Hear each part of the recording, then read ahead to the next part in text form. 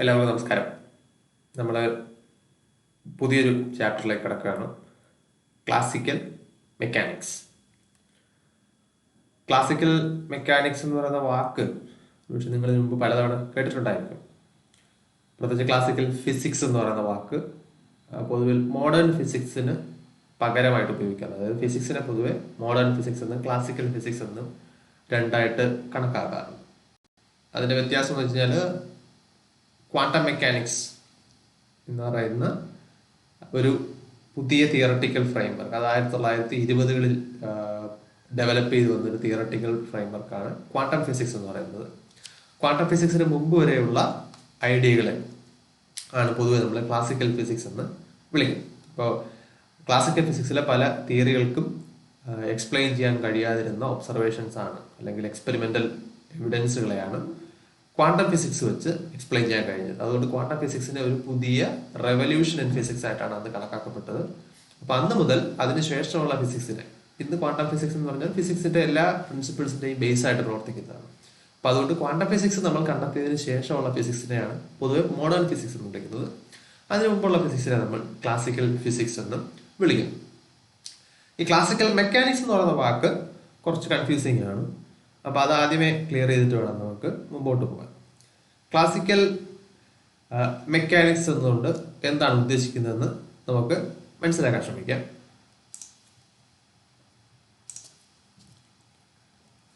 പൊതുവിൽ നമ്മൾ ഫിസിക്സ് എന്ന പേര്, അല്ലെങ്കിൽ മെക്കാനിക്സ് എന്ന് പറഞ്ഞ പേര്, വാട്ട് ഈസ് മെക്കാനിക്സ് എന്ന് ചോദിച്ചാൽ എന്താണ് അതിനുള്ള മറുപടി? മെക്കാനിക്സ് എന്ന് പറയുന്നത് anything that involves A force and motion. അതിനാണ് നമ്മൾ, അത്തരം സ്റ്റഡീസിനെയാണ് നമ്മൾ മെക്കാനിക്സ് എന്ന് പറയുന്നത്. ഫോഴ്സിന്റെ അസാന്നിധ്യത്തിൽ, ഫോഴ്സ് എന്ന് പറയുന്ന ഒരു കോൺസെപ്റ്റ് ഉപയോഗിക്കാതെ മോഷനെ കുറിച്ച് നമ്മൾ പറയുകയാണെങ്കിൽ നമ്മൾ അതിനെ വിളിക്കുന്നത് കൈനമാറ്റിക്സ് എന്നാണ്. Kinematics. So kinematics is equation, study of motion without speaking about force. പക്ഷെ ഈ മോഷൻ എങ്ങനെയാണെന്ന് ഡിസ്ക്രൈബ് ചെയ്യും, അതിന് കാരണമായ ഫോഴ്സുമായിട്ട് ഇക്വേറ്റ് ചെയ്യുമ്പോഴാണ് നമ്മൾ അതിനെ മെക്കാനിക്സ് എന്ന് വിളിക്കും. ഓക്കെ, ഇപ്പൊ സിമ്പിൾ പെൻഡിലത്തിന്റെ ഇക്വേഷനിൽ M into D square X by D T square is equal to minus K X എന്ന് പറയുന്ന ഒരു ഇക്വേഷൻ. അവിടെ ഈ മൈനസ് കെ എക്സ് എന്ന് പറയുന്നത് ഒരു ഫോഴ്സിനെയാണ് ഡിസ്ക്രൈബ് ചെയ്യുന്നത്. M into D square X by D T square എന്ന് പറയുന്നത് മോഷനെയാണ് ഡിസ്ക്രൈബ് ചെയ്യുന്നത്. അപ്പൊ അതുകൊണ്ട് ഈ മോഷനെയും ഫോഴ്സിനെയും വിളിച്ചിട്ട് ഇതൊരു മെക്കാനിക്കൽ ഇക്വേഷൻ ആണ് നമുക്ക് പറയാം. മെക്കാനിക്സ് ആണ് ഇവിടുത്തെ നമ്മൾ സംസാരിക്കുന്ന വിഷയം. അപ്പോൾ നമ്മൾ ഇതിനു മുമ്പ് ഈ പറയുന്ന നമ്മളിപ്പോൾ പഠിച്ച സിമ്പിൾ പെൻഡുലത്തിന്റെ ഇക്വേഷൻ എല്ലാം പൊതുവെ മെക്കാനിക്സിലെ ഇക്വേഷൻസ് തന്നെയാണ്. അവയെല്ലാം ക്ലാസിക്കൽ മെക്കാനിക്സിലെ ഇക്വേഷൻസ് തന്നെയാണ് എന്ന് ശ്രദ്ധിക്കണം. പക്ഷെ പൊതുവെ നമ്മൾ കോളേജ് കരിക്കുലത്തിൽ പഠിക്കുമ്പോൾ ക്ലാസിക്കൽ മെക്കാനിക്സ് എന്നതുകൊണ്ട് ഉദ്ദേശിക്കുന്നത് ന്യൂട്ടൺ നമ്മൾ ഇതുവരെ പഠിച്ച മെക്കാനിക്സിൽ നിന്ന് വ്യത്യസ്തമായിട്ടുള്ള വേറെ എന്തോ ആണെന്ന് തോന്നും. അങ്ങനെയല്ല, മറിച്ച് നമ്മൾ ഇതുവരെ പഠിച്ചിട്ടുള്ള, നിങ്ങൾ ഇതുവരെയുള്ള +1 +2 ക്ലാസ് മുതൽ പഠിച്ചിട്ടുള്ള മെക്കാനിക്സ് എല്ലാം ക്ലാസിക്കൽ മെക്കാനിക്സിന്റെ ഭാഗമാണ്. പക്ഷെ അത് മാത്രമല്ല ക്ലാസിക്കൽ മെക്കാനിക്സ് എന്നുള്ളതാണ് ഇവിടെ ശ്രദ്ധിക്കേണ്ടത്. നിങ്ങൾ ഇതുവരെ പഠിച്ചതെല്ലാം പൊതുവിൽ നമുക്ക് ന്യൂട്ടോണിയൻ മെക്കാനിക്സ് എന്ന് വിളിക്കാവുന്ന ക്ലാസിക്കൽ മെക്കാനിക്സിന്റെ ഒരു പോർഷനാണ്. ന്യൂട്ടോണിയൻ മെക്കാനിക്സിന്റെ പ്രത്യേകത, it is largely A contribution of Newton's method. ന്യൂട്ടന്റെ മെത്തേഡിന്റെ പ്രത്യേകത, ന്യൂട്ടൺ ഉപയോഗിച്ചതല്ല നമ്മൾ ഈ പറഞ്ഞതുപോലെ ഡിസ്പ്ലേസ്മെന്റ്, അതുപോലെ വെലോസിറ്റി, ആക്സിലറേഷൻ, പിന്നെ അതുപോലെ ഫോഴ്സ്, ടോർക്ക്, മൊമെന്റം, ഇതെല്ലാം ഉപയോഗിച്ചിട്ടാണ് മോഷനെ ഡിസ്ക്രൈബ് ചെയ്തുകൊണ്ടിരുന്നത്. ഓക്കെ, അതിന്റെ പുറത്ത് നമ്മൾ മാത്തമാറ്റിക്കൽ ടെക്നിക്സ് ആയിട്ടുള്ള ഇന്റഗ്രേഷനും ഡിഫറൻസിയേഷനും ഒക്കെ കൂടി ഉപയോഗിക്കുകയും ചെയ്യും. ഇന്റഗ്രേഷനും ഡിഫറൻസിയേഷനും മാത്തമാറ്റിക്കൽ ടൂൾസ് ഒന്നുമില്ല, അങ്ങനെ ഒരുപാട് mathematical techniques, displacement, velocity, acceleration തുടങ്ങിയ ഫിസിക്കൽ പാരാമീറ്റേഴ്സിന് കണക്ട് ചെയ്യാനായിട്ട് ഉപയോഗിച്ചുകൊണ്ടാണ് ന്യൂട്ടോണിയൻ മെക്കാനിക്സ് എന്ന് പറയുന്ന ബ്രാഞ്ചിനെ ട്രീറ്റ് ചെയ്തിരുന്നത്. അപ്പൊ അതുകൊണ്ട് തന്നെ ന്യൂട്ടോണിയൻ മെക്കാനിക്സിന് പൊതുവെ വെക്ടർ മെക്കാനിക്സ് എന്ന് വിളിക്കാറുണ്ട്. ന്യൂട്ടനെ പൊതുവെ ഫിസിക്സിന്റെ പിതാവായിട്ട് കണക്കാക്കപ്പെടുന്നുണ്ട്. ന്യൂട്ടൺ പക്ഷേ 1720കളിൽ മരിച്ചുപോയ ആളാണ്. 1600കളിൽ ജനിച്ച 1720കളിൽ മരിച്ചുപോയ ആളാണ് ന്യൂട്ടൺ ആണ് ഈ ഫിസിക്സിലെ ഇങ്ങനെ ഫിസിക്കൽ പാരാമീറ്റേഴ്സിനെ മാത്തമാറ്റിക്സിന്റെ ഫോമിൽ നമുക്ക് എക്സ്പ്ലെയിൻ ചെയ്യാൻ കഴിയും എന്നൊരു റെവല്യൂഷൻ സയൻസിലേക്ക് കൊണ്ടുവരുന്നു. അതിനുശേഷം 18th 19th സെഞ്ചുറികളിൽ ഈ ന്യൂട്ടന്റെ ഈ ഒരു ഫോർമുലേഷൻ നമ്മൾ പറഞ്ഞു, it is considered as a vectorial mechanics. കാരണം അവിടെ മുഴുവൻ നമ്മൾ കൈകാര്യം ചെയ്യുന്നത് വെക്ടർ ക്വാണ്ടിറ്റീസ് ആണ്. Vector quantities has both direction and magnitude. ഈ വെക്ടർ ക്വാണ്ടിറ്റീസിന് പകരം സ്കെയിലാർ ക്വാണ്ടിറ്റീസിന് അല്ലെങ്കിൽ സ്കെയിലാർ പ്രോപ്പർട്ടീസിനെ ഉപയോഗിച്ചുകൊണ്ട് മൂവ് ചെയ്യുന്ന സിസ്റ്റങ്ങളുടെ സ്കെയിലാർ പ്രോപ്പർട്ടീസിനെ ഉപയോഗിച്ചുകൊണ്ട് അവയുടെ മോഷനെ പഠിക്കാനുള്ള ശ്രമങ്ങളെയാണ് ആ സമയത്ത് പുതിയതായിട്ട് കൊണ്ടുവന്ന പുതിയൊരു രീതി. അതിനെ വിളിക്കുന്നത് അനലിറ്റിക്കൽ മെക്കാനിക്സ് എന്നാണ്. അനലിറ്റിക്കൽ മെക്കാനിക്സ് എന്ന് വിളിക്കും. അപ്പോൾ അനലിറ്റിക്കൽ മെക്കാനിക്സിന്റെ പ്രത്യേകത നമ്മൾ പറഞ്ഞു. ന്യൂട്ടൺ മെക്കാനിക്സിൽ വെക്ടർ ക്വാണ്ടിറ്റീസിനെ കുറിച്ചാണ് സംസാരിച്ചിരുന്നതെന്നുണ്ടെങ്കിൽ, അല്ലെങ്കിൽ വെക്ടർ ക്വാണ്ടിറ്റീസിന്റെ ടേംസിലാണ് അവിടെ മോഷനൊക്കെ പഠിക്കാൻ ശ്രമിച്ചതെന്നുണ്ടെങ്കിൽ, അതിന് പകരം ഈ മോഷൻ ഏത് സിസ്റ്റത്തിലാണോ നമ്മൾ മോഷനെ കുറിച്ച് പഠിക്കുന്നത് ആ സിസ്റ്റത്തിലെ സ്കെയിലാർ ക്വാണ്ടിറ്റീസ് ആയിട്ടുള്ള സ്കെയിലാർ ക്വാണ്ടിറ്റീസിന്റെ പ്രത്യേകത ആണ് അവയ്ക്ക് മാഗ്നിറ്റ്യൂഡ് മാത്രമേ ഉള്ളൂ, ഡയറക്ഷൻ അവിടെ സിഗ്നിഫിക്കന്റ് അല്ല. ഏറ്റവും നല്ല എക്സാമ്പിൾ എന്ന് ഇപ്പോൾ കൈനറ്റിക് എനർജി, പൊട്ടൻഷ്യൽ എനർജി പോലുള്ള എനർജി ക്വാണ്ടിറ്റീസ് എല്ലാം സ്കെയിലാർ ക്വാണ്ടിറ്റീസ് ആണ്. അപ്പോൾ അതുകൊണ്ട് അങ്ങനെയുള്ള സ്കെയിലാർ ക്വാണ്ടിറ്റീസ് ഉപയോഗിച്ചിട്ട് മോഷൻ അനലൈസ് ചെയ്യുമ്പോൾ നമ്മൾ അനലിറ്റിക്കൽ മെക്കാനിക്സ് എന്ന് വിളിക്കുന്നത്. ഓക്കെ, അപ്പൊ ന്യൂട്ടന്റെ ഇത് വെക്ടോറിയൽ മെക്കാനിക്സ് ആണെങ്കിൽ ഈ പുതിയ ഫോർമുലേഷൻ അനലിറ്റിക്കൽ മെക്കാനിക്സ് ആണ്. അത് തന്നെ പല തരത്തിൽ പല ആളുകൾ പല രീതിയിൽ ഫോർമുലേറ്റ് ചെയ്തിട്ടുണ്ട്. അതിൽ ഏറ്റവും പ്രധാനമായിട്ടുള്ള രണ്ട് ഫോർമുലേഷൻസ് ആണ്, രണ്ടാളുകളുടെ പേരിലാണ്. ഒന്ന് ലഗ്രാഞ്ചി, മറ്റൊന്ന് ഹാമിൽട്ടൺ. ഓക്കെ, അപ്പൊ അതുകൊണ്ട് അനലിറ്റിക്കൽ മെക്കാനിക്സിന്റെ രണ്ട് ഫോർമുലേഷൻസ് ആണ്, Lagrangian formulation of analytical mechanics and Hamiltonian formulation of analytical mechanics. വേറെ ഒരുപാട് ഫോർമുലേഷൻസ് ഉണ്ട്, തൽക്കാലം അതിലേക്ക് നമുക്ക് പോകണ്ട. ഇത് രണ്ടുമാണ് അനലിറ്റിക്കൽ മെക്കാനിക്സിലെ ഏറ്റവും പ്രധാനപ്പെട്ട ഏറ്റവും പോപ്പുലർ ആയിട്ടുള്ള രണ്ട് ഫോർമുലേഷൻസ് എന്ന് പറയാം. ഓക്കെ, അപ്പോൾ അതിന്റെ അടിസ്ഥാനത്തിലാണ് നമ്മൾ അനലിറ്റിക്കൽ മെക്കാനിക്സിനെ രണ്ടായിട്ട് പഠിക്കുന്നത്. പൊതുവെ ടെക്സ്റ്റ് ബുക്കിൽ ക്ലാസിക്കൽ മെക്കാനിക്സ് എന്ന പേരിൽ പഠിക്കുന്നതെല്ലാം ബേസിക്കലി അനലിറ്റിക്കൽ മെക്കാനിക്സ് ആണ്. അത് തന്നെ രണ്ട് ഫോർമുലേഷൻസ്, ലഗ്രാഞ്ചിയൻ ഫോർമുലേഷനും രണ്ട് ഹാമിൽട്ടോണിയൻ ഫോർമുലേഷൻ, രണ്ടുപേരുടേതും analytical treatment of mechanical systems ആണ്. ഓക്കെ, അപ്പോൾ ഇനി നമുക്ക് ഇതിനകത്ത് ഹാമിൽട്ടോണിയൻ നിങ്ങൾ ഓൾറെഡി പഠിച്ചു തുടങ്ങിയിട്ടുണ്ട്. അപ്പോൾ ലഗ്രാഞ്ചിയൻ ആണ് ഇവിടെ ഈ ചാപ്റ്ററിൽ നമ്മൾ കൈകാര്യം ചെയ്യാൻ പോകുന്നത്. ഇതിന്റെ പ്രത്യേകത നമ്മൾ പറഞ്ഞു, there are no vector quantities, only scalar properties of the systems are considered. അതുകൊണ്ട് ഒരുപാട് ഗുണങ്ങളുണ്ട്. കാരണം വെക്ടർ ക്വാണ്ടിറ്റീസിന്റെ ഡയറക്ഷൻ പ്രധാനപ്പെട്ടതായതുകൊണ്ട് അവയുടെ അഡീഷൻ, ഇപ്പോൾ രണ്ട് ക്വാണ്ടിറ്റീസിനെ നമ്മൾ ആഡ് ചെയ്യണമെങ്കിൽ വെക്ടർ അഡീഷൻ മാത്രമേ പറ്റൂ. സാധാരണ ലഗ്രാഞ്ചിയൻ അഡീഷൻ പോലെ സ്കെയിലർ അഡീഷൻ പോലെ ചുമ്മാ രണ്ട് നമ്പറുകൾ കൂട്ടുന്നത് പോലെ നമുക്ക് വെക്ടർ ക്വാണ്ടിറ്റീസിനെ കൂട്ടാൻ പറ്റില്ല. ഡയറക്ഷൻ ഇമ്പോർട്ടൻ്റ് ആണ്. അപ്പോൾ അത് ഡെറിവേറ്റീവ് എടുത്താലും ഇന്റഗ്രേറ്റ് ചെയ്യാലും ഒക്കെ ബേസിക്കലി നിങ്ങൾക്ക് ഇപ്പോൾ ഒരു വെക്ടറിനെ വെറുതെ ഇന്റഗ്രേറ്റ് ചെയ്യാൻ പറ്റില്ല. നിങ്ങൾക്ക് അതിനൊരു ലൈൻ ഇന്റഗ്രൽ എന്ന രൂപത്തിലോ സർഫസ് ഇന്റഗ്രൽ എന്ന രൂപത്തിലോ ഒക്കെ മാത്രമേ നിങ്ങൾക്ക് അതിനെ ഇന്റഗ്രേറ്റ് ചെയ്യാൻ പറ്റുള്ളൂ. അപ്പോൾ അതുകൊണ്ട് അങ്ങനെയുള്ള മാത്തമാറ്റിക്കലി കുറച്ചുകൂടി ടഫ് പല സിറ്റുവേഷൻസിലും ഇത് കൂടുതൽ കോംപ്ലക്സ് ആയിട്ട് മാറും. നമുക്കറിയാം ഇത് രണ്ടിനും ക്ലാസിക്കൽ മെക്കാനിക്സിലെ അനലിറ്റിക്കൽ ഫോർമുലേഷനും ന്യൂട്ടോണിയൻ ഫോർമുലേഷനും അതിൻ്റെതായ ഗുണങ്ങളും ദോഷങ്ങളുണ്ട്. ദോഷം ഇൻ ദ സെൻസ് ചില സാഹചര്യങ്ങളിൽ ന്യൂട്ടോണിയൻ വെക്ടർ ക്വാണ്ടിറ്റീസ് ആണ് അല്ലെങ്കിൽ വെക്ടർ ഫോർമുലേഷൻ ആണ് കൂടുതൽ യോജിക്കുന്നത്. എന്നാൽ ചില സിറ്റുവേഷൻ പ്രത്യേകിച്ച് കോംപ്ലക്സ് ആയിട്ടുള്ള സാഹചര്യങ്ങളിൽ ഒരുപാട് ക്വാണ്ടിറ്റീസ് ഉണ്ടെങ്കിൽ അവയെല്ലാം വെക്ടർ ക്വാണ്ടിറ്റീസ് ആകുമ്പോൾ ന്യൂട്ടന്റെ ഫോർമുലേഷൻ കൂടുതൽ കോംപ്ലക്സ് ആയിട്ട് മാറും. അത്തരം സിറ്റുവേഷൻസിൽ ലഗ്രാഞ്ചിയൻ പോലുള്ള ലഗ്രാഞ്ചിയൻ ഫോർമുലേഷനും ഹാമിൽട്ടോണിയൻ ഫോർമുലേഷനും ഒക്കെയാണ് നമുക്ക് ഉപയോഗിക്കാൻ കൂടുതൽ സൗകര്യം എന്ന് പറയാം. ഇനി നമുക്ക് ആ അനലിറ്റിക്കൽ ഫോർമുലേഷന്റെ ബേസിക്സിലേക്ക് വരാം. അനലിറ്റിക്കൽ ഫോർമുലേഷന്റെ ബേസിക് എടുത്തു കഴിഞ്ഞാൽ അതിനകത്ത് ഏറ്റവും പ്രധാനമായിട്ട് നമ്മൾ ഉപയോഗിക്കുന്നത് അല്ലെങ്കിൽ ഈ മാത്തമാറ്റിക്കൽ ഫോർമുലേഷൻ എളുപ്പമാക്കുന്നതിന് വേണ്ടിയിട്ട് അനലിറ്റിക്കൽ മെക്കാനിക്സ് ഉപയോഗിക്കുന്ന ഒരു പ്രധാനപ്പെട്ട ഒരു കോൺസെപ്റ്റാണ് കൺസ്ട്രെയിൻറ്റ്. കൺസ്ട്രെയിൻറ്റ് എന്ന് പറയുന്നത്, കൺസ്ട്രെയിൻറ്റ് എന്നോട് ഉദ്ദേശിക്കുന്നത് എന്താണ്? നമുക്ക് ഇംഗ്ലീഷ് വാക്ക് കൺസ്ട്രെയിൻറ്റ് എന്ന് പറയുന്ന വാക്കിൻ്റെ അർത്ഥം പരിമിതപ്പെടുത്തുക എന്നുള്ളതാണ്. എന്തെങ്കിലും നിങ്ങൾക്കിപ്പോൾ ഇപ്പോൾ ലോക്ക്ഡൗൺ സിറ്റുവേഷൻ ഉണ്ടെന്ന് കരുതുക, നിങ്ങൾ ശരിക്കും കൺസ്ട്രെയിൻ ചെയ്യുകയാണ് ചെയ്യുന്നത്. നിങ്ങളുടെ മോഷനെ അത് പരിമിതപ്പെടുത്തുകയാണ്. നിങ്ങൾക്ക് ഇഷ്ടമുള്ള പ്രവൃത്തി ചെയ്യാൻ പറ്റില്ല, നിങ്ങൾക്ക് ചെയ്യാവുന്നതും ചെയ്യാൻ പാടില്ലാത്തതുമായിട്ടുള്ള കുറേ കാര്യങ്ങളുണ്ട്. അപ്പോൾ ചില പ്രത്യേക കാര്യങ്ങൾ മാത്രമേ നിങ്ങൾക്ക് ഇപ്പോൾ ചെയ്യാൻ കഴിയൂ, നിങ്ങൾക്ക് അതിനുള്ള ഫ്രീഡമേ ഉള്ളൂ. അപ്പോൾ അതുകൊണ്ട് ഇഫക്റ്റീവ്ലി നിങ്ങളെ കൺസ്ട്രെയിൻ ചെയ്യുകയാണ് എന്ന് പറയാം, അല്ലെങ്കിൽ നിങ്ങളെ റെസ്ട്രിക്റ്റ് ചെയ്യുകയാണ് ചെയ്യുന്നത്. അപ്പോൾ കൺസ്ട്രെയിൻറ്റ് എന്ന് പറയുന്ന വാക്കും സൂചിപ്പിക്കുന്നത് അതാണ്.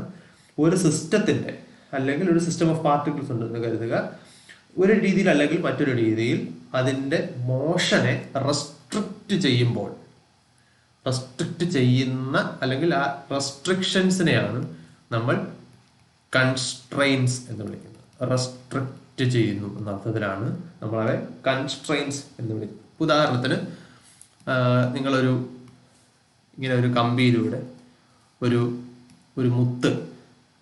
മുത്ത് കോർത്തിട്ടിട്ട് അതിനെ നീക്കാൻ ശ്രമിക്കുകയാണെന്ന് കരുതുക. ബേസിക്കലി എന്താണ്, ഈ കമ്പി ഒരു സ്ട്രെയിറ്റ് വയറാണെന്നുണ്ടെങ്കിൽ ഈ മുത്തിനൊരിക്കലും ഇതിൽ നിന്നും ഒരുപാട് ഈ വേറെ ഡയറക്ഷനിലേക്ക് മാറിപ്പോകാൻ പറ്റില്ല. ഒന്നുകിൽ ഇങ്ങോട്ട് അല്ലെങ്കിൽ ഇങ്ങോട്ട്, അല്ലേ? അപ്പോൾ ഇങ്ങനെ ഒരു മോഷൻ ഒരിക്കലും ആ മുത്തിന് സാധ്യമല്ല. അപ്പോൾ a bead that is inside a wire, അതുകൊണ്ട് അപ്പോൾ അതിനെന്താണ്, അല്ലെങ്കിൽ a wire passing through a bead is an example of a constrained motion. Okay, അതുകൊണ്ട് ഇതിന് ഇഷ്ടമുള്ള രീതിയിൽ പോകാൻ പറ്റില്ല, അതിൻ്റെ മോഷനെ നമ്മൾ റെസ്ട്രിക്റ്റ് ചെയ്തിട്ടുണ്ട് എന്ന് പറയാം. ഓക്കെ, അപ്പോൾ അതുകൊണ്ട് കൺസ്ട്രെയിൻസ് എന്താണെന്ന് ചോദിച്ചു കഴിഞ്ഞാൽ, constraints may be defined as the geometrical restrictions or limitations on the motion of A particle or A system. Limitations on the motion ആണ് നമ്മൾ കൺസ്ട്രെയിൻറ്റ് എന്ന് ഉദ്ദേശിക്കുന്നത്. പലപ്പോഴും ഇങ്ങനെ ലിമിറ്റ് ചെയ്യുന്നു. ഇപ്പോൾ ഉദാഹരണത്തിന് നോക്കിക്കഴിഞ്ഞാൽ ഇവിടെ ഈ മുത്തിനും ഈ കമ്പിക്കും ഇടയിലുള്ള ഒരു ഫ്രിക്ഷണൽ ഫോഴ്സ് ഉണ്ട്. ഈ ഫോഴ്സാണ് ആ ബീഡിനെ ശരിക്കും അങ്ങോട്ടും ഇങ്ങോട്ടും ഈ ഡയറക്ഷനിലേക്ക് പോകുന്നത് തടയുന്നത്. അപ്പോൾ അതുകൊണ്ട് അവിടെ ഒരു ഫോഴ്സ് വർക്ക് ചെയ്യുന്നുണ്ട്. അത്തരം ഫോഴ്സസിനെ നമ്മൾ വിളിക്കുന്നത് കൺസ്ട്രെയിൻഡ് ഫോഴ്സസ് എന്നാണ്. Constrained forces.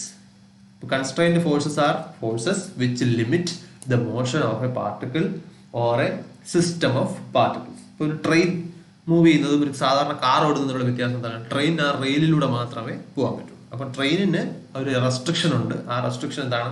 ആ ട്രെയിനിന്റെ പാളമാണ് അതിന്റെ മോഷനെ റെസ്ട്രിക്റ്റ് ചെയ്യുന്നത് എന്ന് പറയാം. ഓക്കെ, അപ്പൊ അങ്ങനെ അപ്പൊ അവിടെ പാളം കൊടുക്കുന്ന ഒരു ഫോഴ്സ് ആണ് അവിടുത്തെ കൺസ്ട്രെയിൻഡ് ഫോഴ്സസ് ആയിട്ട് ആക്ട് ചെയ്യുന്നത്. പൊതുവെ കൺസ്ട്രെയിൻഡ് ഫോഴ്സസ് എന്ന് പറഞ്ഞാൽ ഇലാസ്റ്റിക് ആയിരിക്കും. എപ്പോഴും ഈ കോൺടാക്ട് സർഫസുകൾ, ഈ മൂവ് ചെയ്യുന്ന സിസ്റ്റവും അതിന്റെ ഔട്ട്സൈഡ് സിസ്റ്റവും തമ്മിലുള്ള ഒരു കോൺടാക്ട് സർഫസിലായിരിക്കും പൊതുവെ എന്താണ് ഈ കൺസ്ട്രെയിൻഡ് ഫോഴ്സസ് എപ്പോഴും വർക്ക് ചെയ്യുന്നത് എന്ന് കാണാം. ഓക്കെ, പിന്നെ പലപ്പോഴും ഈ കൺസ്ട്രെയിൻസ് പൊതുവെ വർക്ക് ചെയ്യാറില്ല എന്ന് പറയാം. കാരണം മൂവ് ചെയ്യുന്ന, ഇപ്പൊ ഇവിടെ നിങ്ങൾ നോക്കിക്കഴിഞ്ഞാൽ ഈ വയർ ചെലുത്തുന്ന ഫോഴ്സ് ഈ ഡയറക്ഷനിലായിരിക്കും, ഇങ്ങനെയായിരിക്കും. ഓക്കെ, പക്ഷെ ബീഡ് മൂവ് ചെയ്യുന്നത് അതിന് പെർപെൻഡിക്കുലർ ആയിട്ടുള്ള ഡയറക്ഷനിലാണ്. അപ്പോൾ കൺസ്ട്രെയിൻഡ് ഫോഴ്സസ് എപ്പോഴും മോഷന് പെർപെൻഡിക്കുലർ ആയിട്ടാണ് വർക്ക് ചെയ്യുന്നത് എന്നതുകൊണ്ട് തന്നെ കൺസ്ട്രെയിൻഡ് ഫോഴ്സസ് പൊതുവെ വർക്ക് ചെയ്യുന്നുണ്ടാവില്ല. So the work done by constrained forces will be 0. അങ്ങനെയുള്ള കൺസ്ട്രെയിൻസ് ആണ് പൊതുവെ ഐഡിയൽ കൺസ്ട്രെയിൻസ് എന്ന് നമ്മൾ വിളിക്കുന്നത്. ഓക്കെ, അപ്പോൾ ഈ കൺസ്ട്രെയിൻസിനെ പൊതുവെ നമ്മൾ പല രീതിയിൽ ക്ലാസിഫൈ ചെയ്യാം. അതായത് പലതരം കൺസ്ട്രെയിൻസ് ഉണ്ട്. അപ്പോൾ ഇനി നമുക്ക് നോക്കേണ്ടത് അത്തരത്തിലുള്ള ചില ടൈപ്പ് ഓഫ് കൺസ്ട്രെയിൻസിനെ കുറിച്ചിട്ടാണ്.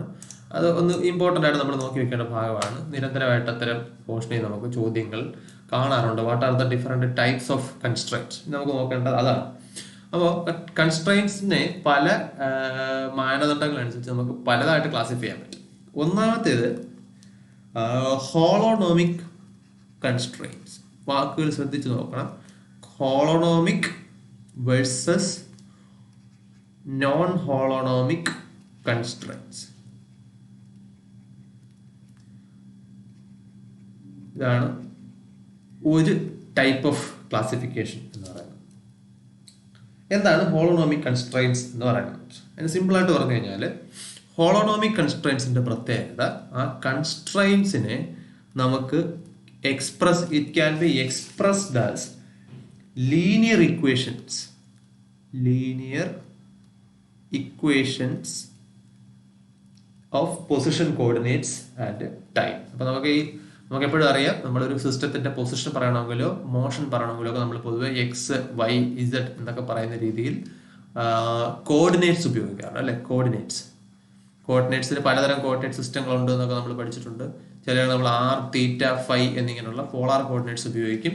എക്സ് വൈ ഇസഡ് എന്നൊക്കെ പറയുന്നത് കാർട്ടേസിയൻ കോർഡിനേറ്റ് സിസ്റ്റം റെനെ ദെക്കാർത്തെ എന്ന് പറയുന്ന ഒരാളാണ് ഇത് ഇൻട്രൊഡ്യൂസ് ചെയ്തുകൊണ്ടുണ്ട്. ആ കാർത്തെ എന്നാണ് അത് പ്രൊനൗൺസ് ചെയ്യുന്നതെങ്കിലും എഴുതുന്നത് കാർട്ടേസ് എന്നാണ്. അപ്പൊ അതിന്റെ അടിസ്ഥാനത്തിലാണ് നമ്മൾ അതിനെ കാർട്ടേസിയൻ കോർഡിനേറ്റ് സിസ്റ്റം എന്ന് വിളിക്കുന്നത്. അതുപോലെ പോളാർ കോർഡിനേറ്റ് സിസ്റ്റം ആണ് ആർ തീറ്റ ഫൈ, അതൊക്കെ നമ്മൾ പഠിച്ചിട്ടുണ്ട്. അപ്പൊ നമ്മൾ ഏത് മോഷൻ എടുത്തു കഴിഞ്ഞാലും നമ്മൾ പൊതുവെ ഈ കോർഡിനേറ്റ്സിന്റെ ഇക്വേഷന്റെ ഫോമിലാണ്, അല്ലെങ്കിൽ കോർഡിനേറ്റ്സിന്റെ മൂവ്മെന്റ് ചേഞ്ചിന്റെ അടിസ്ഥാനത്തിലാണ് നമ്മൾ മോഷൻ ഡിസ്ക്രൈബ് ചെയ്യുന്നത്. ഓക്കെ, അപ്പൊ അതുകൊണ്ട് അതിന്റെ അടിസ്ഥാനത്തിലായിരിക്കും ഇക്വേഷൻസ് ഉണ്ടാകുന്നത്. അപ്പൊ ഒരു കൺസ്ട്രെയിന്റിനെ നമുക്ക് ഇങ്ങനെയുള്ള പൊസിഷൻ കോർഡിനേറ്റ്സിന്റെയും ടൈമിന്റെയും ഒരു ഫംഗ്ഷൻ ആയിട്ട്, ഒരു ഇക്വേഷൻ ആയിട്ട് നമുക്ക് എക്സ്പ്രസ് ചെയ്യാൻ കഴിയുമെന്നുണ്ടെങ്കിൽ അത്തരം കൺസ്ട്രെയിൻസിനെയാണ് നമ്മൾ ഉദാഹരണത്തിന് F of R1 R2 etcetera t. Okay, അങ്ങനെ പലതരം. ഇപ്പൊ n പാർട്ടിക്കിൾ സിസ്റ്റം ആണെങ്കിൽ അങ്ങനെ n പാർട്ടിക്കിൾസിന്റെയും coordinates R1 R2 R3 etcetera to Rn and time, ഇതിനെല്ലാം കൂടെ കണക്ട് ചെയ്യുന്ന ഒരു ഇക്വേഷൻ ഈ ഫോമിലുണ്ട്, ഒരു ലീനിയർ ഇക്വേഷൻ ഉണ്ടെന്നുണ്ടെങ്കിൽ അവിടെ വർക്ക് ചെയ്യുന്ന കൺസ്ട്രെയിന്റ് ഒരു ഹോളോണോമിക് കൺസ്ട്രെയിന്റ് ആണെന്ന് പറയാം.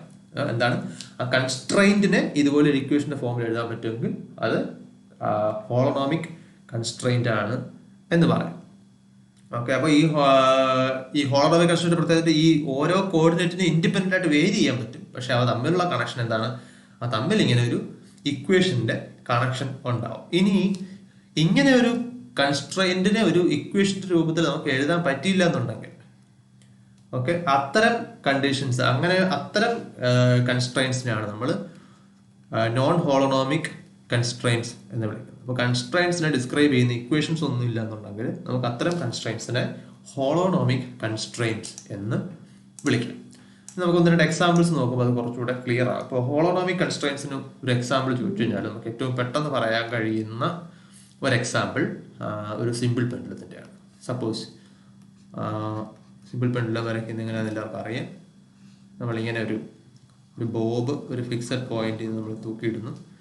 ഓക്കെ, സിമ്പിൾ പെൻഡുലം എപ്പോഴും ടു ആൻഡ് ഫ്രോ മോഷൻ മാത്രമേ സാധ്യമാവൂ. നമുക്കറിയാം, ഇങ്ങനെ ഒരു particular two and fro motion മാത്രമേ, ഒരു പ്ലെയിനിലുള്ള ഈ മോഷനെയാണ് നമ്മൾ സിമ്പിൾ പെൻഡുലം മോഷൻ എന്ന് വിളിക്കുന്നത്. അപ്പോൾ ഈ ബോബ്, സപ്പോസ് ഈ ബോബ് ഇവിടെ മൂവ് ചെയ്ത് വേറൊരു പൊസിഷനിലേക്ക് വരുമ്പോഴും നമ്മൾ നോക്കിയാൽ മനസ്സിലാവുന്ന ഒരു കാര്യം, ആ ബോബിന്റെ മോഷന് ഒരു റെസ്ട്രിക്ഷൻ ഉണ്ട്. കാരണം ഇത് ഈ സ്ട്രിങ്, സിമ്പിൾ പെൻഡുലത്തിന്റെ പ്രത്യേകതയാണ് ഈ സ്ട്രിങ് ഇൻഎക്സ്റ്റെൻസിബിൾ ആണ്. ഈ സ്ട്രിങ് വലിയാൻ പാടില്ല, ഇതിന്റെ ലെങ്ത് എപ്പോഴും കോൺസ്റ്റന്റ് ആയിട്ട് നിൽക്കും. അപ്പോൾ ഇതിപ്പോൾ ഒരു തീറ്റ ആംഗിളിൽ നിങ്ങൾ ഇതിനെ ഡിഫ്ലക്ട് ചെയ്താലും ശ്രദ്ധിക്കേണ്ടത് അപ്പോഴും ഈ ഫിക്സഡ് പോയിന്റിൽ നിന്ന് ഈ ബോബ് ഒരു പ്രത്യേക ദൂരത്തിലായിരിക്കും.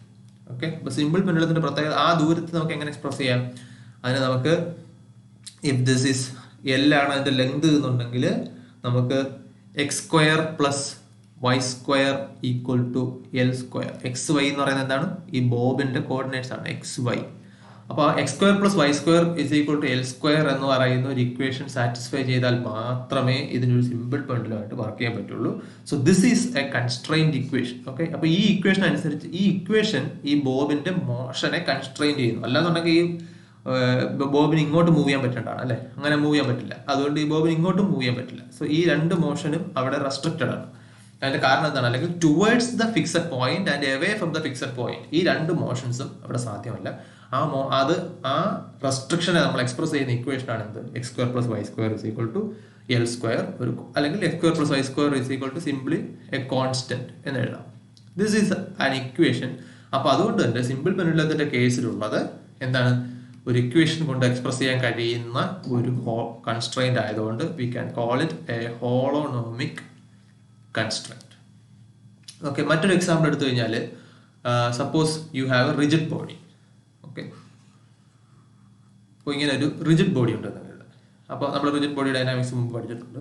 ഈ റിജിഡ് ബോഡിയിലെ പ്രത്യേകത, ഇതിനകത്ത് നിങ്ങൾ ഏത് രണ്ട് പോയിന്റ്സ് എടുത്തു കഴിഞ്ഞാലും, സപ്പോസ് ഈ പോയിന്റ് ഇവിടെ ഒരു എക്സ്റ്റേണൽ റെഫറൻസ് ഫ്രെയിം ഉണ്ടെന്ന് കരുതിക്കോളൂ, XY റെഫറൻസ് ഫ്രെയിം ഉണ്ടെന്നുണ്ടെങ്കിൽ ഈ നമ്മളുടെ ഓരോ പോയിന്റിനും ഒരു പൊസിഷൻ വെക്ടർ നമുക്ക് അസൈൻ ചെയ്യാൻ പറ്റും അല്ലേ.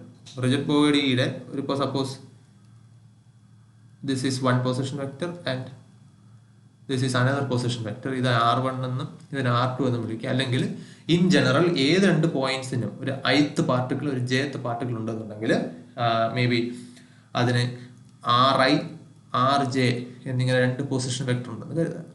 ഓക്കെ, അപ്പൊ ഇതൊരു റിജിഡ് ബോഡി ആകണം എന്നുണ്ടെങ്കിൽ അതിന്റെ പ്രത്യേകത എന്താണ്? ഏത് രണ്ട് പോയിന്റ്സ് എടുത്താലും അവയ്ക്കിടയിലുള്ള ഡിസ്റ്റൻസ് കോൺസ്റ്റന്റ് ആയിരിക്കണം. ആ ഡിസ്റ്റൻസ് മാറാതെ നിൽക്കുന്നിടത്തോളം കാലം എപ്പോഴും അതൊരു റിജിഡ് ബോഡി ആയിരിക്കും. അപ്പൊ അതുകൊണ്ട് ഒരു റിജിഡ് ബോഡിയുടെ പ്രത്യേകത എടുത്തു കഴിഞ്ഞാൽ the difference between RI and RJ അല്ലെങ്കിൽ the magnitude this should be constant. Okay, ഇതിനെ നമുക്ക് ഇങ്ങനെ എഴുതാം DIJ the distance between ith particle and jth particle. അപ്പൊ അങ്ങനെയാണെന്നുണ്ടെങ്കിൽ ഇത് നമുക്ക് എങ്ങനെ എഴുതാം? ഇത് J². ഓക്കെ, അപ്പൊ RI മൈനസ് RJ സ്ക്വയറിന്റെ മാഗ്നിറ്റ്യൂഡ് എപ്പോഴും ആ ഡിസ്റ്റൻസിന്റെ സ്ക്വയർ ആയിരിക്കണം. ഇത് സ്ക്വയർ എടുക്കുന്നത് പറഞ്ഞാൽ എപ്പോഴും പോസിറ്റീവ് ആയിരിക്കണം. RI ആണോ RJ ആണോ വലിയ പൊസിഷൻ കോർഡിനേറ്റ് എന്നുള്ള വിഷയമില്ല, അവർക്കിടയിലുള്ള ഡിസ്റ്റൻസ് എപ്പോഴും സെയിം ആയിരിക്കണം. അങ്ങനെയാണെങ്കിൽ മാത്രമേ അതൊരു റിജിഡ് ബോഡി ആയിട്ട് കൂട്ടാൻ പറ്റൂ. സോ ദെയർഫോർ ഈ ഇക്വേഷൻ എന്താണ്? ഒരു ഹോളോണോമിക് കൺസ്ട്രെയിനിന്റെ സൂചനയാണ് നമുക്ക് തരുന്നത്. അപ്പൊ അതിനെ ഒരു ഇക്വേഷൻ ആയിട്ട് നമുക്ക് എക്സ്പ്രസ് ചെയ്യാൻ കഴിയും. ഇനി നോൺ ഹോളോണോമിക് കൺസ്ട്രെയിൻസിന് ഒരു എക്സാമ്പിൾ ചോദിച്ചാൽ എന്തൊക്കെ പറയാൻ പറ്റും? അപ്പൊ ഏറ്റവും നല്ല എക്സാമ്പിൾ എന്ന് പറയുന്നത്, suppose you have A container of gas. Okay, ഒരു ഗ്യാസ് കണ്ടെയ്നർ, ഒരു ക്യൂബിക്കൽ കണ്ടെയ്നർ ഉണ്ട്, ക്യൂബ് ഷേപ്പുള്ള ഒരു കണ്ടെയ്നർ ഉണ്ട്.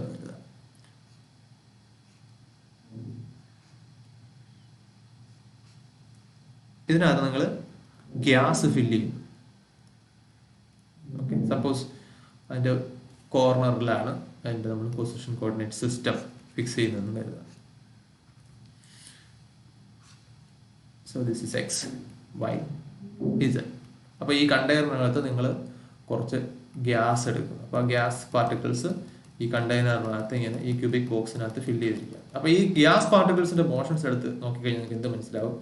ഈ ഗ്യാസ് മോഷൻസിന്റെ particles, suppose if this is the origin 0 ആണെന്നുണ്ടെങ്കിൽ ഈ ക്യൂബിന്റെ സൈസ് A ആണെന്നുണ്ടെങ്കിൽ ക്യൂബിന്റെ സൈസ് A ആണെന്നുണ്ടെങ്കിൽ ഒറിജിനിൽ നിന്നും ഒരു ഗ്യാസ് പാർട്ടിക്കിളിനും ഈ A എന്ന് പറയുന്നതിനപ്പുറത്തേക്ക് പോകാൻ പറ്റില്ല. X കോർഡിനേറ്റോ Y കോർഡിനേറ്റോ Z കോർഡിനേറ്റോ ഒരിക്കലും Aക്ക് മുകളിലേക്ക് പോകില്ല.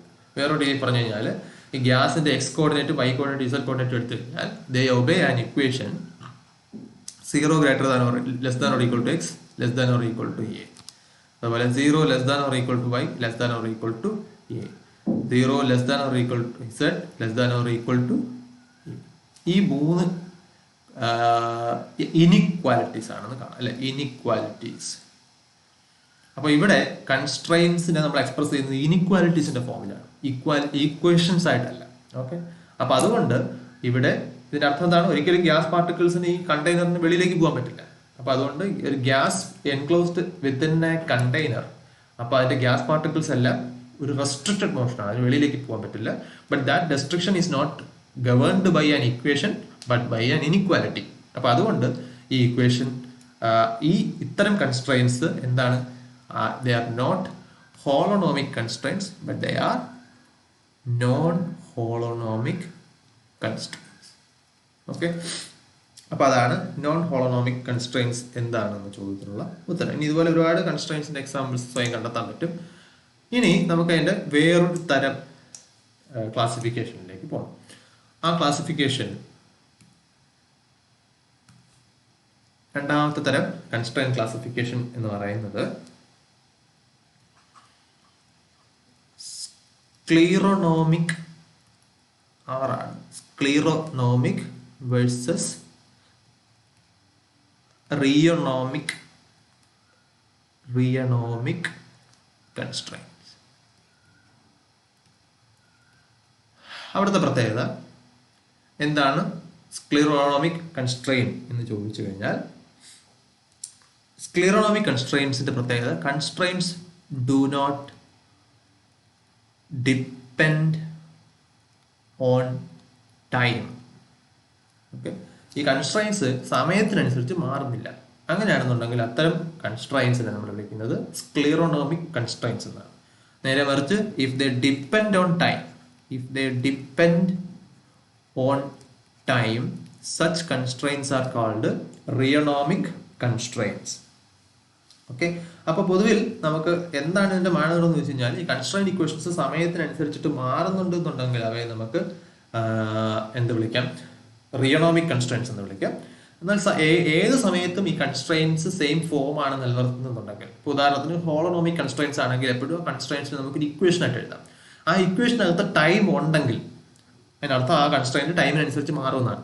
സോ അങ്ങനെയാണെങ്കിൽ അത്തരം കൺസ്ട്രെയിൻസ് എന്താണ്, റിയോണോമിക് കൺസ്ട്രെയിൻസ് ആണ്. എന്നാൽ ആ ഇക്വേഷനകത്ത് ടൈം ഒരു പാർട്ടി അല്ല എന്നുണ്ടെങ്കിൽ അതിന് നമുക്ക് സ്ക്ലീറോണോമിക് കൺസ്ട്രെയിൻസ് എന്ന് വിളിക്കാം. അപ്പോൾ ടൈം ഡിപ്പെൻഡന്റ് കൺസ്ട്രെയിൻ എന്നും ടൈം ഇൻഡിപെൻഡന്റ് കൺസ്ട്രെയിൻസ് എന്നുമാണ് ഇവിടെ നമ്മൾ ക്ലാസിഫൈ ചെയ്യുന്നത്. ടൈം ഡിപ്പെൻഡന്റ് കൺസ്ട്രെയിൻസിന് സ്ക്ലീറോണോമിക് ടൈം ഡിപ്പെൻഡന്റ് കൺസ്ട്രെയിൻസിന് നമ്മൾ റിയോണോമിക് കൺസ്ട്രെയിൻസ് എന്നും ടൈം ഇൻഡിപെൻഡന്റ് കൺസ്ട്രെയിൻസിനെ നമ്മൾ സ്ക്ലീറോണോമിക് കൺസ്ട്രെയിൻസ് എന്നും ആണ് വിളിക്കുന്നത്.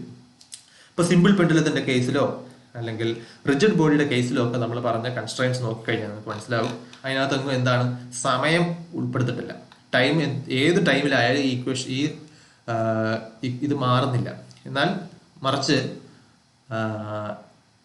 മറ്റ് ഉദാഹരണത്തിന് ഇവിടെ ഇപ്പൊ നമ്മൾ ഈ ഗ്യാസ് കണ്ടെയ്നറിന്റെ കാര്യത്തിലും ഇൻഡിപെൻഡന്റ് ആണ്. ഇനി നമ്മൾ ഉദാഹരണത്തിന് എടുക്കുന്നത്, സപ്പോസ് നമ്മൾ ഒരു പെൻഡുലത്തിന്റെ സ്ട്രിങ് എക്സ്റ്റെൻഡ് ചെയ്യുന്നിട്ട് ഒരു ഇലാസ്റ്റിക് പെൻഡുലത്തിലാണ് സ്ട്രിങ് വർക്ക് ചെയ്യുന്നത് കരുതുക. അപ്പൊ അങ്ങനെയാണെന്നുണ്ടെങ്കിൽ എന്താണ് അതിനർത്ഥം, ആ സ്ട്രിങ്ങിന്റെ നീളം പല സമയത്തും പലതായിരിക്കും അല്ലെ. അപ്പൊ അതിനർത്ഥം സമയത്തിനനുസരിച്ച് ആ x² + y² = എ കോൺസ്റ്റന്റ് എന്ന് പറയുന്നത് ആ കോൺസ്റ്റന്റ് സമയത്തിനനുസരിച്ച് മാറും. ഓക്കെ, അപ്പൊ അതൊരു കോൺസ്റ്റന്റ് അല്ലാതെ വരും. അപ്പൊ അവിടെ വരുന്നത് ഒരു ടൈം ഡിപ്പെൻഡന്റ് കേസാണ്. അപ്പൊ അതിനെന്ത് നമുക്ക് വിളിക്കാം, it can be considered as a rheonomic constraint. Okay, അപ്പോ അതാണ് അവിടുത്തെ ക്ലാസിഫിക്കേഷൻ. ഈ മൂന്നാമത്തെ ഒരു ക്ലാസിഫിക്കേഷൻ നമുക്ക് പോകാവുന്നത്, മൂന്നാമത്തെ ടൈപ്പ് ക്ലാസിഫിക്കേഷൻ എന്ന് പറയുന്നത് കൺസർവേറ്റീവ് വേഴ്സസ് ഡിസിപ്പേറ്റീവ്.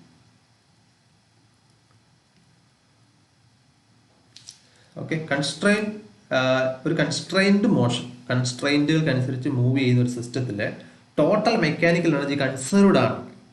ഓക്കെ, അത്തരം മോഷൻസിലാണ് നമ്മൾ എന്ത് വിളിക്കുന്നത്, കൺസർവേറ്റീവ് കൺസ്ട്രെയിൻസ് എന്ന് വിളിക്കുന്നത്. ഏതാണ്, ടോട്ടൽ എനർജി കൺസർവ്ഡ് ആണെങ്കിൽ നമ്മൾ അതിനെ കൺസർവേറ്റീവ് കൺസ്ട്രെയിൻസ് എന്ന് വിളിക്കും. മറിച്ച് ടോട്ടൽ എനർജി കൺസർവ്ഡ് അല്ല എന്നുണ്ടെങ്കിൽ എന്ത് വിളിക്കും, അതിനെ നമ്മൾ ഡിസിപ്പേറ്റീവ് കൺസ്ട്രെയിൻസ് എന്ന് വിളിക്കും. ഓക്കെ, സോ പൊതുവിൽ നമ്മൾ മാത്തമാറ്റിക്കൽ ട്രീറ്റ്മെന്റ് എടുക്കുമ്പോൾ എപ്പോഴും കൺസർവേറ്റീവ് കൺസ്ട്രെയിൻസിനെ മാത്രമേ നമുക്ക് ഈസി ആയിട്ട് കൈകാര്യം ചെയ്യാൻ പറ്റും. ഡിസിപ്പേറ്റീവ് കൺസ്ട്രെയിൻസ് നമുക്ക് മാനേജ് ചെയ്യാൻ ബുദ്ധിമുട്ടാണ്. അപ്പോൾ അതുകൊണ്ട് എപ്പോഴും നമ്മൾ പൊതുവിൽ പരിഗണിക്കുന്ന സിസ്റ്റങ്ങളെല്ലാം കൺസർവേറ്റീവ് ആയിരിക്കുന്ന സിസ്റ്റങ്ങളായിരിക്കും നമ്മൾ പഠിക്കാൻ ഉപയോഗിക്കുന്നത്. അല്ലാത്ത സിസ്റ്റങ്ങൾ പലപ്പോൾ, ഉദാഹരണത്തിന് ഫ്രിക്ഷൻ പോലുള്ള കേസൊക്കെ വന്നു കഴിഞ്ഞാൽ ഫ്രിക്ഷൻ ഒരു കൺസ്ട്രെയിന്റ് ആണ്, പക്ഷെ ഫ്രിക്ഷൻ ഒരു ഡിസിപ്പേറ്റീവ് നേച്ചറാണ്. ഫ്രിക്ഷൻ ഉണ്ടെങ്കിൽ അവിടെ എനർജി കൺസേർവ്ഡ് ആയിരിക്കത്തില്ല, പുറത്തേക്ക് എനർജി നഷ്ടപ്പെട്ടുകൊണ്ടിരിക്കും. അപ്പോൾ അതുകൊണ്ട് അത്തരം സിസ്റ്റങ്ങളെ പലപ്പോഴും നമുക്ക് ന്യൂട്ടോണിയൻ മെക്കാനിക്സ് വെച്ച് മാത്രമേ പഠിക്കാൻ പറ്റൂ. അവിടെ ഈ അനലിറ്റിക്കൽ മെക്കാനിക്സ് അത്ര ഇഫക്റ്റീവ് ആകണം എന്നില്ല. അപ്പോൾ അതുകൊണ്ട് നമ്മൾ ഈ ക്ലാസിക്കൽ മെക്കാനിക്സിലെ അനലിറ്റിക്കൽ മെക്കാനിക്സ് പഠിക്കുമ്പോൾ നമ്മൾ പരിഗണിക്കുന്നത് മിക്കവാറും കൺസർവേറ്റീവ് കൺസ്ട്രെയിൻസിന് മാത്രമായിരിക്കും. ഇനി ഒരു ടൈപ്പ് ക്ലാസിഫിക്കേഷൻ കൂടെ പറയാം, that is called bilateral versus unilateral constraints. Okay. Bilateral versus unilateral constraints. ഇത് ശരിക്കും നമ്മൾ ആദ്യം പറഞ്ഞ ഹോളോണോമിക് വേഴ്സസ് നോൺ ഹോളോണോമിക് കൺസ്ട്രെയിൻസിന്റെ കേസ് പറഞ്ഞതുപോലത്തെ ഒരു ക്ലാസിഫിക്കേഷൻ പോലെ തോന്നുന്നു. കാരണം കൺസ്ട്രെയിന്റ് റിലേഷൻസ് ഇനിക്വാലിറ്റീസിന്റെ ഫോമിലാണ് എന്നുണ്ടെങ്കിൽ നമ്മൾ അവയെ വിളിക്കുന്നത് യൂണിലാറ്ററൽ കൺസ്ട്രെയിൻസ് എന്നാണ്. അതായത് ഇനിക്വാലിറ്റീസ് ആണ് അവിടെ വർക്ക് ചെയ്യുന്നുണ്ടെങ്കിൽ യൂണിലാറ്ററൽ കൺസ്ട്രെയിൻസ് എന്നും, ഇക്വേഷൻസിന്റെ ഫോമിലാണെന്നുണ്ടെങ്കിൽ അവയെ നമ്മൾ ബൈലാറ്ററൽ കൺസ്ട്രെയിൻസ് എന്നും വിളിക്കും. അപ്പൊ അങ്ങനെയാണെന്നുണ്ടെങ്കിൽ എന്തിനാണ് നോൺ ഹോളോണോമിക് കൺസ്ട്രെയിൻ എന്ന് വിളിക്കുന്നത് എന്നാണ് ചോദിക്കുക അല്ലെ. ഇവിടെ ഇക്വേഷൻസ് ആണ്, ഇക്വേഷൻസ് എപ്പോഴും രണ്ട് ഡയറക്ഷനിലും സെയിം ആയിരിക്കും അല്ലെ. ഇപ്പോൾ ഉദാഹരണത്തിന് X square plus Y square is equal to R square ഒരു ഇക്വേഷൻ ഉണ്ടെന്നുണ്ടെങ്കിൽ ഇത് ഈ ഡയറക്ഷനിലും ആ ഡയറക്ഷനിലും ഒരേ വാല്യൂ ആണ് തരുന്നത്. നേരെ മറിച്ച് X is greater than A എന്ന് പറഞ്ഞൊരു വാല്യൂ എന്ന് കഴിഞ്ഞാലും ഈ ഡയറക്ഷനിലുള്ള മീനിങ് അല്ല ഈ ഡയറക്ഷനിലുള്ളത്. ഓക്കെ, അപ്പം അതായത് അവിടുന്ന് ഇങ്ങോട്ട് വായിച്ചാലും ഇവിടുന്ന് അങ്ങോട്ട് വായിച്ചാലും രണ്ട് മീനിങ് ആണ് അതിനുള്ളത്. പക്ഷേ ഇക്വേഷൻസ് ആണെങ്കിൽ രണ്ടും ഒരേ മീനിങ് ആണെന്ന് പറയാം. ഇവിടെ നമ്മൾ ഇനിക്വാലിറ്റീസ് എന്ന് വിളിക്കും. ഇവിടെ നമ്മൾ ശ്രദ്ധിക്കേണ്ട കാര്യം, ചിലയിടങ്ങളിൽ നമ്മൾ കൺസ്ട്രെയിൻറ്റ് ഇമ്പോസ് ചെയ്യുന്നത് വെലോസിറ്റിയിലായിരിക്കും. ഇപ്പോൾ ഉദാഹരണത്തിന് ഒരു സ്ഫെറിക്കൽ കണ്ടെയ്നർ ഉണ്ടെന്ന് കരുതുക. സ്ഫെറിക്കൽ കണ്ടെയ്നർ ഉണ്ട് എന്ന് കരുതുക. അപ്പോൾ ഇതിനകത്ത് നമ്മൾ ഗ്യാസ് ഫില്ല് ചെയ്തിട്ടുണ്ട്. ഓക്കെ, ഗ്യാസ് ഇങ്ങനെ ഫില്ല് ചെയ്ത് വെച്ചിട്ടുണ്ട്. ഓക്കെ, അപ്പൊ അതിന് ഈ ഗ്യാസിന്റെ വെലോസിറ്റിയുടെ മുകളിലാണ് ഈ കൺസ്ട്രെയിന്റ് വർക്ക് ചെയ്യുന്നതെന്നുണ്ടെങ്കിൽ, ഓക്കെ, ചില കേസുകളിൽ നമുക്ക് ആ വെലോസിറ്റിയെ ഇന്റഗ്രേറ്റ് ചെയ്ത് പൊസിഷനിലേക്ക് കൊണ്ടുവരാൻ പറ്റും. ഓക്കെ, എന്നാൽ ചില കേസുകളിൽ വെലോസിറ്റിയിലുള്ള റെസ്ട്രിക്ഷൻസിനെ നമ്മൾ ഇന്റഗ്രേറ്റ് ചെയ്ത് കഴിഞ്ഞാൽ അത് പൊസിഷനിലുള്ള അല്ലെങ്കിൽ ഡിസ്പ്ലേസ്മെന്റിലുള്ള റെസ്ട്രിക്ഷൻസ് ആയിക്കോളണം എന്നില്ല. ഓക്കെ, അപ്പോൾ വെലോസിറ്റിയിലുള്ള റെസ്ട്രിക്ഷൻസിൽ ഇക്വേഷൻ വരുമ്പോഴാണ് നമ്മൾ അവയെ ബൈലാറ്ററൽ എന്നും യൂണിലാറ്ററൽ എന്നും വിളിക്കുന്നത്. അപ്പോൾ bilateral constraints can be holonomic constraints also. Okay, അപ്പോൾ അതുകൊണ്ട് രണ്ടും ഒരുപോലെ ഇരിക്കും, രണ്ട് ഇക്വേഷൻസ് ആണ്. പക്ഷെ ചിലപ്പോൾ ഒരു ഹോളോണോമിക് കൺസ്ട്രെയിൻറ്റ് ബേസിക്കലി ഡിസ്പ്ലേസ്മെന്റിലെ കൺസ്ട്രെയിന്റ് അല്ല, മറിച്ച് വെലോസിറ്റിയിലെ കൺസ്ട്രെയിന്റിലാണെങ്കിൽ അത് ഹോളോണോമിക് ആയിക്കൊള്ളണം എന്നില്ല. പക്ഷെ it can B A bilateral constraint. Okay, അപ്പോൾ ഇക്വേഷൻസിന്റെ രൂപത്തിൽ എക്സ്പ്രസ് ചെയ്യാൻ കഴിയുന്ന കൺസ്ട്രെയിൻസിനെ നമ്മൾ ബൈലാറ്ററൽ കൺസ്ട്രെയിൻസ് എന്ന്, ഇനിക്വാലിറ്റീസിന്റെ ഫോമിലാണ് എക്സ്പ്രസ് ചെയ്യപ്പെടുന്നതെങ്കിൽ അതിനെ നമുക്ക് യൂണിലാറ്ററൽ കൺസ്ട്രെയിൻസ് എന്ന് വിളിക്കാം. അപ്പോൾ നമ്മൾ കൺസ്ട്രെയിൻസിന്റെ 4 തരം ക്ലാസിഫിക്കേഷൻ പറഞ്ഞു. ഒന്ന് holonomic versus non holonomic, 2 scleronomic versus rheonomic, 3 conservative versus dissipative, 4 bilateral versus unilateral. Okay, അപ്പോൾ തൽക്കാലം നമുക്ക് ഇന്നത്തെ ഡിസ്കഷൻ ഇവിടെ നിർത്താം. ബാക്കി നമുക്ക് അടുത്ത ക്ലാസ്സിൽ ഡിസ്കസ് ചെയ്യാം.